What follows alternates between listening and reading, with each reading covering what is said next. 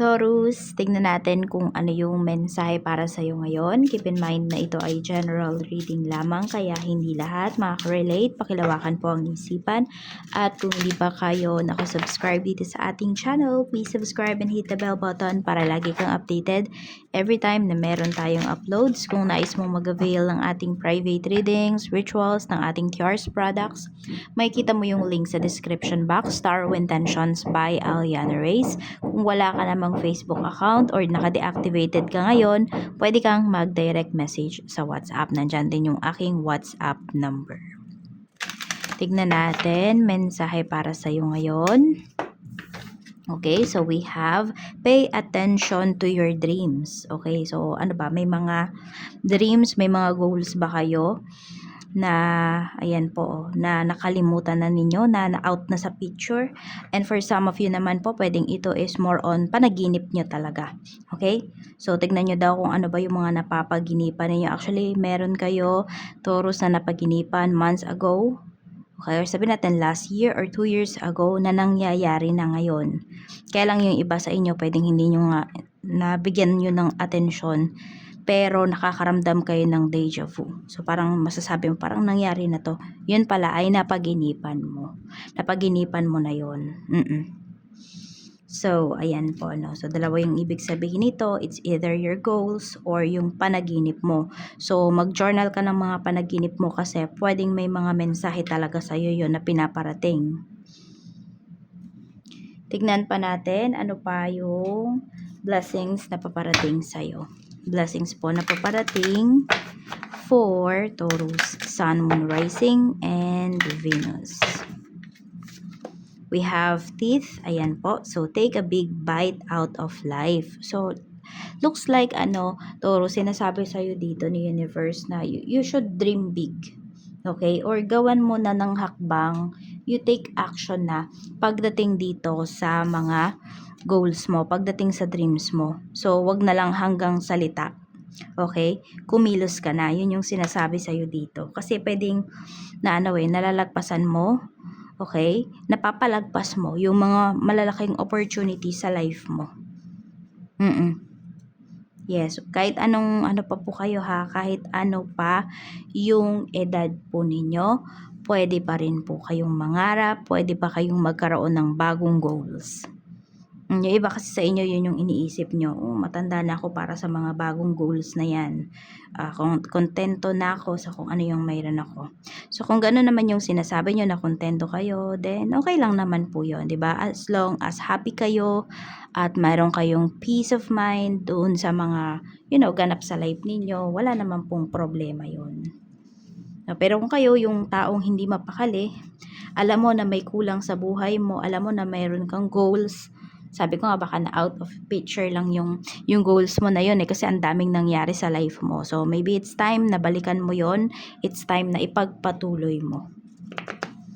Tingnan natin kamusta naman yung iyong emotions ngayon. So we have Death card. Okay. So, may mga sinaalang-alang talaga kayo dito. And for some of you, pwedeng meron pa nga dito is nag-alaga kayo ng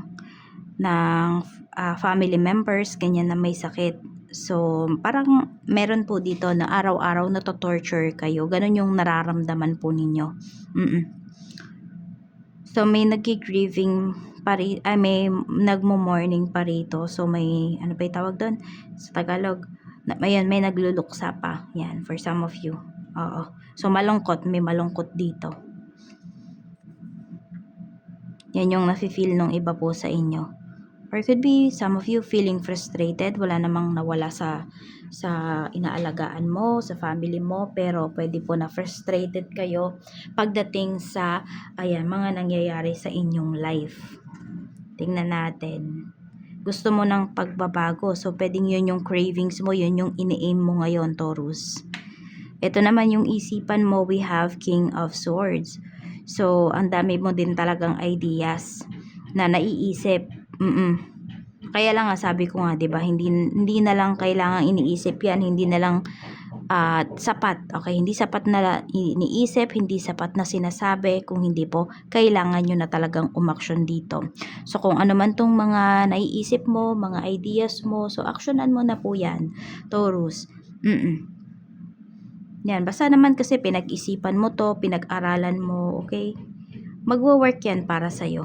Okay, doon mo lang malalaman talaga kung ano ba yung isang bagay na yan. Ano ba yung feeling na you are living your dreams?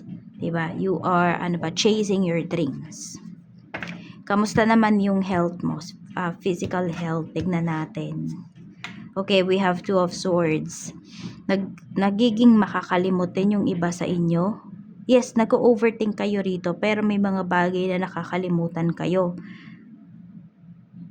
So, yun, yung iba sa inyo nakakalimot. Meron naman po dito, pwedeng ayan nga, sumasakit yung inyong ngipin. And meron dito, namamagaba yung sa mata nyo, mukha po ninyo. Kasi ka-allergy or basta nagkaroon ng reaction, meron ba nagpakulay ng buhok dito? Or nagpa-reband, tapos nasunog yung buhok po ninyo. Ayan. Tapos yung mga kamay, meron din dito nanginginig yung inyong kamay. So, could be nerve problem. No? So, yan yung pinapakita rito pagdating sa inyo pong, ayan, health. Meron din akong nakikita, kung babae po kayo, pwedeng meron kayong menstruation. So, masakit yung inyong puson. Kung sa lalaki naman, dito sa, yun, yung katapat ng puson ng babae, dito naman yon sa balakang, yung iba po sa inyo. Pwedeng nananakit yung inyong balakang. O, may isang side lang siya eh. So, ayan, tingnan naman natin. Energy naman ng mga taong makakasalumuha mo. We have Six of Pentacles. So, marami kang, or siguro ito yung mga makikita mo ngayon, no? Kung hindi ka naman lumalabas ng bahay. So, pwede rin kung nasa bahay ka lang. Ayan, sobrang generous na mga kasamahan mo sa bahay. Okay, meron dyan, parang pagsisilbihan ka, Taurus. Meron din naman po kung ayan, may mga makakasalumuha talaga kayong ibang tao. Ang pinapakita dito is, ayan, galante. May mga galante rito sa paligid mo. Tapos, ayan, kung may ayuda sa lugar ninyo, ayan po, pwedeng mabibigyan talaga kayo. Tapos may pinapakita pa rito kung kayo naman po, ayun nga, nasa bahay lang, tapos nag-scroll lang kayo ngayon, or may mga times, hindi naman buong araw nag-scroll kayo. I mean, nag-Facebook kayo, or other social media accounts. Pwedeng ang mga nakikita mo rito is yung mga tumutulong. Yan, we have Six of Pentacles. Tingnan natin. So, kaya feeling mo ang babait ng mga tao doon sa, yun ang mga makikita mo, ganyan. Tingnan naman natin yung energy pagdating sa iyong trabaho. Yan. Para po sa mga may trabaho na Taurus, tingnan natin kamusta ngayon. We have Page of Wands. So, very focused ka naman pagdating dito sa trabaho mo. Ayan. We have King of Cups. Marami naman po sa inyo. Happy naman kayo sa work nyo. Kaya wala naman kayong problema. We have Seven of Swords. Kaya lang, marami din po dito, Taurus, pwedeng iniisip nyo talaga hindi kayo magtatagal dito sa trabahong ito. Hindi dahil sa hindi maganda yung pamamalakad. Pwede nga kasi talaga na meron kayong ibang goals. So, pwedeng stepping stone mo lang talaga yung trabaho na to. Oo. Ayan. So, pwedeng meron kang ibang tinitignan dito. May tina-target ka na iba. Ibang trabaho. We have Seven of Wands. Medyo maiilap sa'yo yung mga mga co-workers mo. Oo. So, masyado bang mabait yung iba sa inyo? Baka may nafo-fall na sa'yo rito nakatrabaho. Yun yung nakikita ko dito, Taurus. Oo. Whether ano man yung gender ninyo. Oo, pwede. Or pwede iyon yung iniisip nung katrabaho mo na nagkakagusto ka na sa kanya kaya iniiwasan ka niya. Hindi dahil may gusto siya sa'yo ha. Baka yun lang yung iniisip niya. Oo. So, tingnan natin. Pagdating naman sa business, kung may business po kayo, we have Queen of Cups. Or yung mga gusto mag-start ng business siguro. Yun yung tingnan natin dito. No?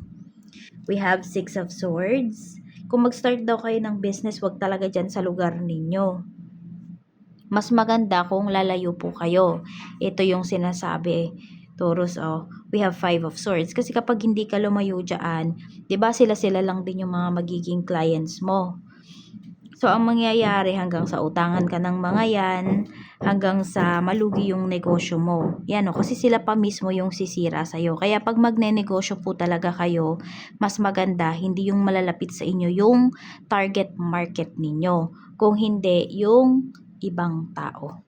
'Di ba nga kadalasan daw sa business ang mga sumusuporta pa sa atin, sa inyo, Taurus, ay yung ibang tao, yung mga hindi ninyo kakilala.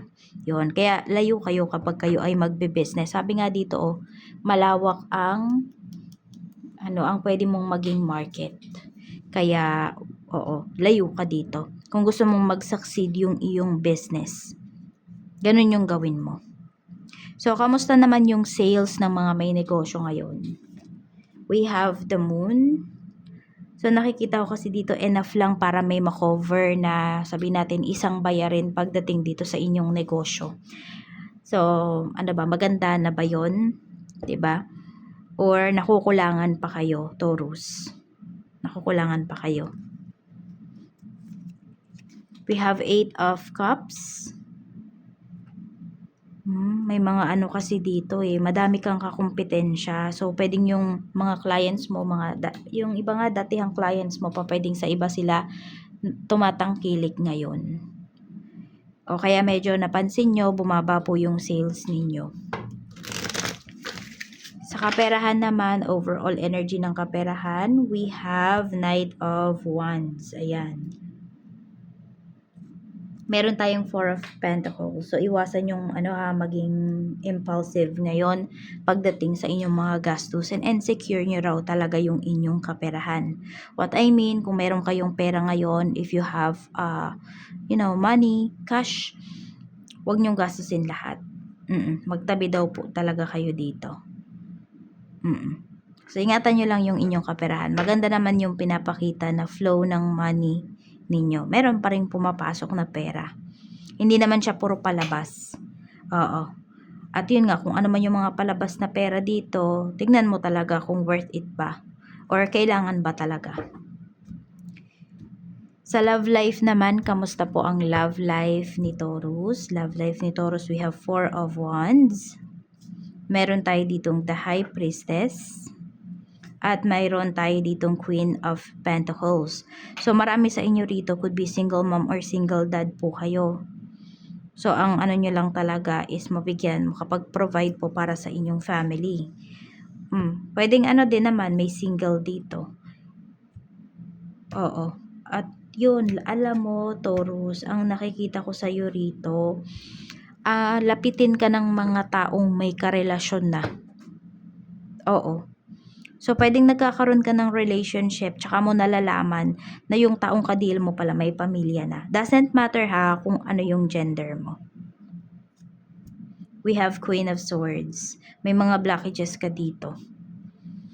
So, kung gusto mong ma-attract yung tamang tao para sa'yo, yun, kailangan mo siyang ipa-cord cure. We have the Chariot, diba? Ayan yung sinasabi ko sa'yo. Lapitin ka talaga dito ng mga mayroon ng asawa or mga committed na. Or sabihin natin, yung iba naman po sa inyo, kayo naman yung nauna, pero tuwing nagkakaroon kayo ng karelasyon, nagkakaroon ng third party. So, yun din. Lapitin kayo ng third party. Ganun na lang yung sabihin natin.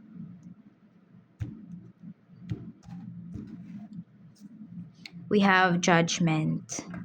So, madami ka kasing madami din talagang kailangang ma-heal sa life mo. Itong na to, sabi natin, karma na to. Okay, yung lesson na to sa life mo, or yung karmic debts na to, is from past life pa po yan. Oo. Kaya yun, kung gusto mo siyang ma-heal, gusto mo ma-attract yung tamang tao para sa'yo, yung sabihin natin yung iba sa inyo feeling nyo wala pa kayo sa right path ninyo, yun. So, para malinawan din po kayo, yun yung pwedeng makatulong sa'yo. So, ayan lang. Maraming salamat. Mag-iingat ka and more blessings to come, Taurus. Bye and see you again on my next video.